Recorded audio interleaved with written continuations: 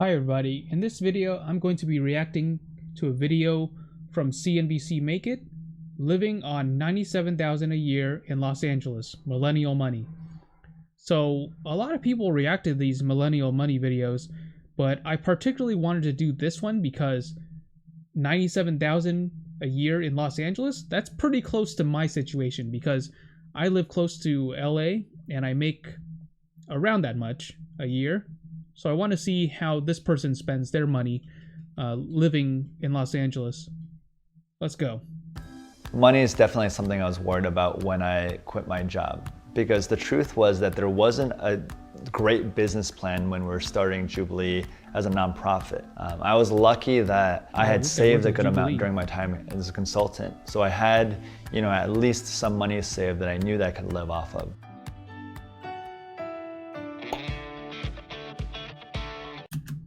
"33 years old, lives on $97,000 a year in LA. Pretty good.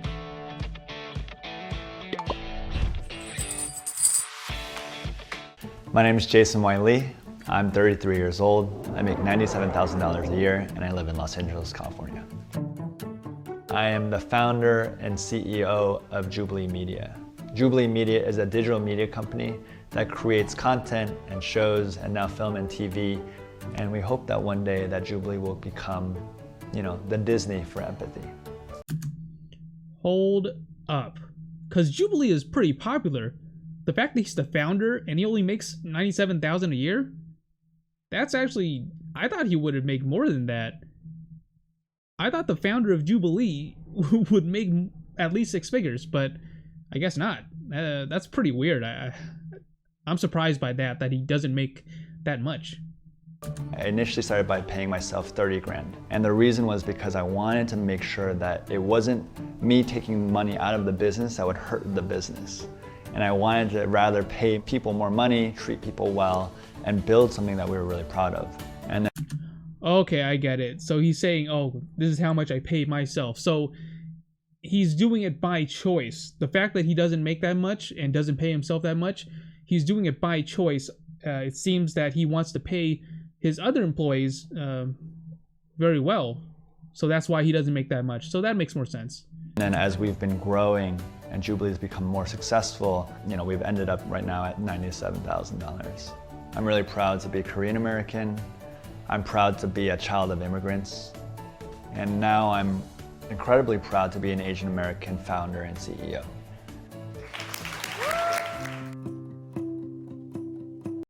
That's very humble. He's a founder and CEO, and he intentionally pays himself not that much so that he can give his employees a better life. I respect that.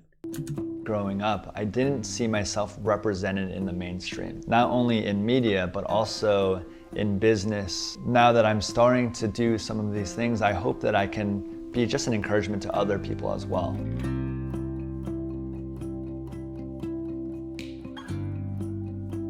My parents were both grad students for most of my childhood. We didn't have the most. I think most evenings we were eating pizza or box dinners. Growing up in an Asian household, we really didn't talk about money. I think watching my parents... Seriously? We talked about money all the damn time. Well, the lack of it. Like how poor we were, how much money we needed to save, how much money we can spend on food, rent, etc. And there are so many different strategies on how to save money. Like my mom would go coupon shopping and we would have teams of who would take which coupons and go to which aisle, and we would spend time cutting up coupons and whatnot. Money was a huge part of my childhood, but I guess for him it's not. Parents, I saw that they were always really conscientious about money and they did a great job of saving, but something that we never had an opportunity to talk about was what it meant to invest even. Okay, now I could relate to what he's saying. Because yeah, like he said, they focus a lot on saving money, but they didn't focus a lot on investing money. And I can relate to that because my family doesn't really understand much about investing money, but they do understand saving money. I believe I'm the first person in my immediate family who really invests my money. Everyone else just kind of saves it which is better than nothing, but still. And I feel like I am sort of breaking that like cycle, because I think eventually someone in your family has to learn about investing in order to grow your money. Now, as I've become an adult, it's something that I'm learning, and I learned in school, and I've learned through others, and I've started to recognize that this is something really important for us to learn. Yeah, same here. Like, I didn't learn about investing in my childhood, but later on in life, that's when I finally did some research and learned about investing. And I agree, it's very important to learn about investing.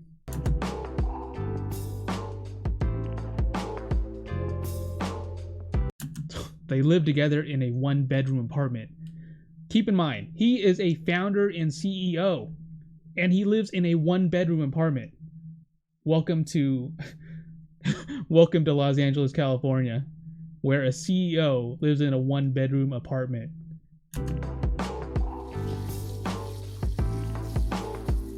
We primarily put a lot of our money into the same checking account, and then we share a credit card that we kind of use on big expenses, everything from like furniture to rent. And then we also have our own individual checking accounts and credit cards, and that's so that we can kind of maintain our own credit and also have flexibility. Let's see, $760 a month on food. That's pretty good. That's pretty much about how much I spend. Looking at my credit card bill and how much I spend on food each month, it's around that much. $700 to $800 a month on food. We generally have always agreed on our finances. Not that.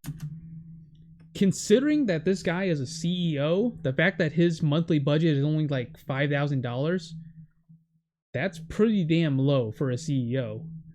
But wow. So even though he's making pretty good money, he's budgeting his money well. It looks like he's budgeting his money very well, and he's putting a lot of it towards saving and investment, and he only spends about $760 a month on food. This guy's spending his money very well, in my opinion. Down to the dollar, but how? I think it sucks that, like, he's obviously a successful CEO. I watch Jubilee videos sometimes, and I enjoy watching them, and a lot of people make reaction videos to them and stuff. I mean, it blows my mind that he's not making that much, and that he's living a super modest lifestyle for a CEO, in my opinion. A one-bedroom apartment? Jeez. How do we want to use our money, and what do we care about? You know, sometimes that she wants me to spend less money on some investments or on cryptocurrency, for example, things that sometimes are more risky. On the other hand, she does financial news, so she's actually a lot more familiar with a lot of those things sometimes than I am. But what we generally say is anything that would cost more than $300 or $400, we definitely should chat about it beforehand.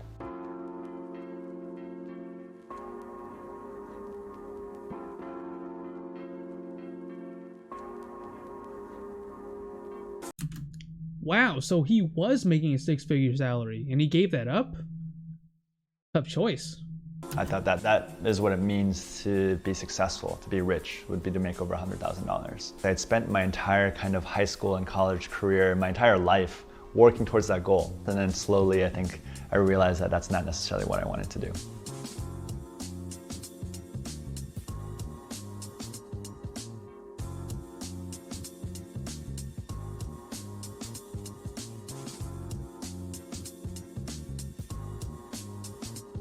The idea of leaving my successful traditional job to do something completely different honestly scared me to death. And that I had worked so hard up until this point to do something that other people, quote unquote, deemed to be successful. And what if now I became the laughingstock of, you know, my friends or my community or my family? That is, wow. So this guy, he has very strong values, obviously, that he's willing to give up a six-figure job that he's been working for his whole life, it sounds like, in order to pursue this other project. It shows that he really cares about it, and I respect that.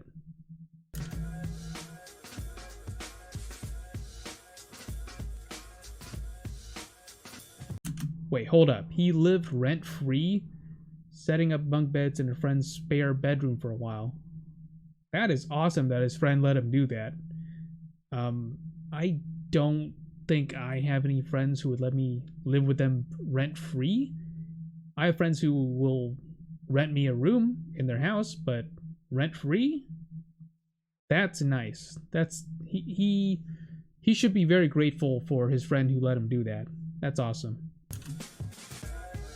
When I was first raising capital, I went to so many different investors. I went to so many different VCs, and it was no after no, 20 or 30 no's in a row.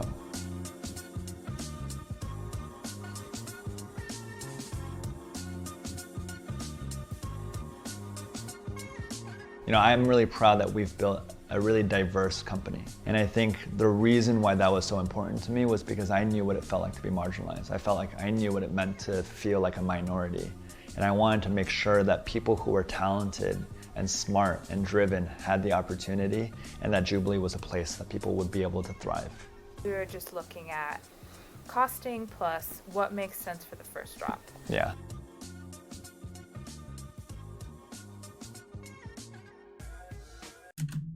Look at that. Over 6 million subscribers on YouTube. So obviously the Jubilee brand that he founded and is the CEO of, it's popular, but wow. He's very humble to only pay himself that much and to live a very modest lifestyle, considering that he's the founder and CEO of a pretty popular brand. 6 million subscribers on YouTube? That's pretty crazy.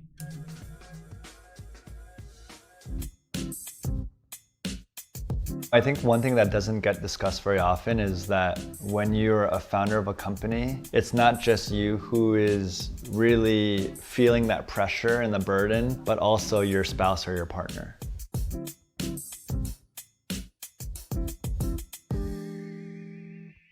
Because of COVID, we had to postpone our wedding, but we were able to have a small family ceremony, and we're hoping to still have a wedding later this year. I think one thing that I'm really proud of is actually that my wife makes more money than I do. She also supports a lot of the work that we do as Jubilee. It allows me to dream bigger, honestly, and believe that, you know, the money and time that we might be sacrificing as a part of being a part of a startup will be worth it one day. That is a huge amount of pressure because personally, I think a lot of Asian Americans grow up with their parents and everyone pressuring them to make the most money as possible and become very successful. But he says that he's proud that, you know, his wife makes more money than him, and that's pretty unusual in my opinion, but it sounds like he's happy, so good for him.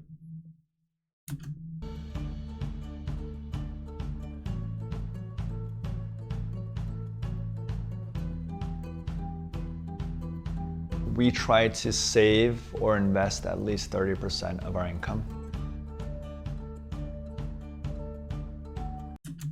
That is awesome. Wow. So a lot of his budget is put towards investing. So this guy cares a lot about investing his money. And I feel the same way. I care a lot about investing my money.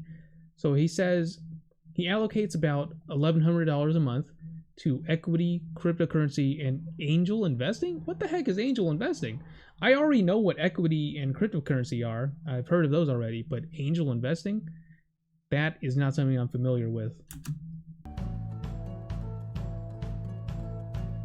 Our index funds and individual stocks, and then a portion into what I would call slightly more risky investments, everything from cryptocurrency to angel investments. I like how he just casually mentions, oh, you know, cryptocurrencies, angel investments, as if it's something that's commonly known about. I don't know. I don't know what the heck he's talking about. I don't know what angel investments are. I think I'll look that up later. So he donates $400 a month to his church and organizations, including Hate Is a Virus. Wow. So he donates hundreds of dollars a month in money to church and organizations. That's awesome. part of it is also to reinvest it back into the community. You know, in the last several years, I've started to invest small kind of angel investment seed checks into other startups, and a lot of them are Asian American. One of the biggest things that helped me with work-life balance was just the idea or understanding that more time doesn't actually mean more success. He spends about $300 a month on travel. What does that mean? Does he go fly to other states often, or what's going on? Because I don't spend any money on travel each month. I don't spend anything on travel. $0 a month on travel for me.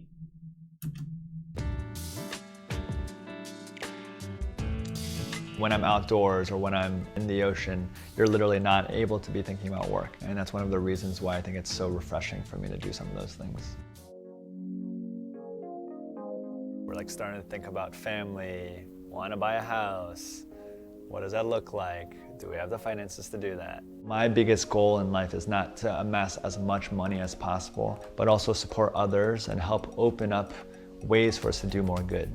I feel like transparency and authenticity is something that we don't see that often from a lot of startups or founders or leaders. I know that I would have benefited so much from hearing about these conversations. I think growing up, I defined success in the way that a lot of folks around me would define it, which was to make a lot of money or to have a quote-unquote respectable job or career. Of course, I want to make money. Of course, I want to be respected. But for me, I want to make a difference. And I want to make something that I'm proud of. And I want to say that I've left an impact for the better. I agree, but here's the problem. When you live somewhere like Southern California, Los Angeles, right? As you just saw, this CEO and founder of a popular brand, he lives in a one-bedroom apartment that costs close to $3,000 a month in rent. It's very hard to focus on making a positive difference in the world when you're struggling to survive. And how ridiculous the cost of living is in LA, it makes it super hard for you to actually focus on other goals and leaving a positive impact on the world, because it's just so hard to make enough money just to pay the rent each month. I mean, even if you're a CEO, this guy's barely surviving on paying for a one-bedroom apartment. It's ridiculous, right? So I would say I really respect what he's doing and his values, and the fact that he understands what he's doing and what he's fighting for, you know, what he believes in. But a lot of people, they're not in a situation where they can have that privilege of doing that, because they're just living paycheck to paycheck, or they're just struggling really hard in that area, right? Los Angeles, California is just so expensive to live there. But wow, I like this guy. It sounds like he's super responsible with his finances, and I really like that. He puts a lot of money into investing, and I feel like I can relate to him in a lot of ways. I'm not a CEO, right? But I believe in a lot of the same things that he's talking about, and a lot of the experiences that he's talking about, like his family only knowing how to save money but not knowing how to invest, and he's like the first one in his family to really learn about investing, and he's putting a big chunk of his monthly budget into investing, and so am I. So yeah, I can relate to this person a lot. This was an interesting watch, and I'm glad I watched it. It was really nice to see how another person in a similar situation is handling their money, and what their values and beliefs are. So yeah. All right, that's pretty much it for this video. Thank you guys so much for watching. I'll see you guys next time. Bye.